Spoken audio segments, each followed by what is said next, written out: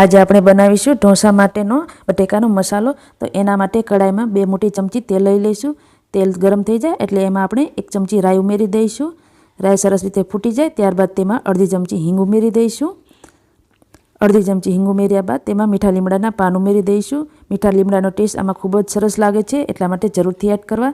ત્યારબાદ 2 ચમચી અડદની દાળ ઉમેરી દેવાની છે। એને આપણે 1 મિનિટ માટે શેકી લઈશું। તો આ રીતે તેલમાં સરસ રીતે શેકાવા દેવાની છે।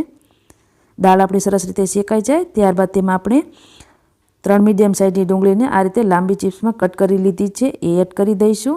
એને પણ સરસ રીતે આપણે તેલમાં સાંતળી લેવાની છે।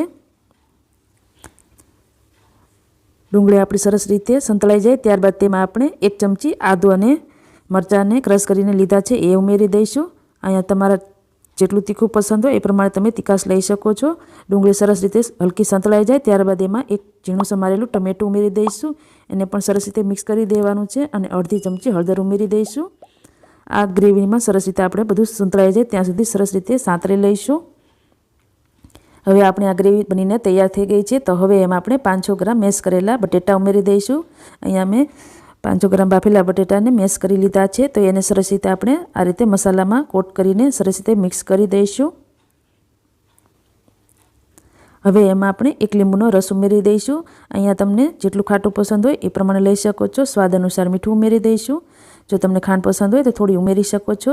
ત્યારબાદ અહીંયા આપણે 1/4 કપ જેટલું પાણી ઉમેરીશું, જેથી કરીને આપણે આ બધા આલુ અને મસાલા સરસ રીતે એકબીજા સાથે મિક્સ થઈ જાય અને આપણો આ મસાલો થોડો ઢીલો પડી જાય અને સરસ રીતે એકદમ મેશ થઈ જાય। તો આ રીતે થોડું પાણી ઉમેરીને સરસ રીતે એને આ રીતે મેશ કરી લઈશું।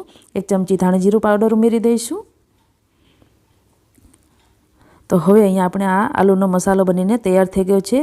તો તમે આ મસાલો ઢોસા જોડે સરસ રીતે સર્વ કરી શકો છો। ઉપરથી લીલા ધાણાથી ગાર્નિશ કરી લઈશું અને દેખાવમાં જેટલો સુંદર લાગે છે એટલો જ ખાવામાં ટેસ્ટી બને છે। તો આપણો આ ઢોસા માટેનો આલુ મસાલો બનીને તૈયાર થઈ ગયો છે। વિડીયો કેવો લાગ્યો એ કમેન્ટ બોક્સમાં જરૂરથી જણાવો।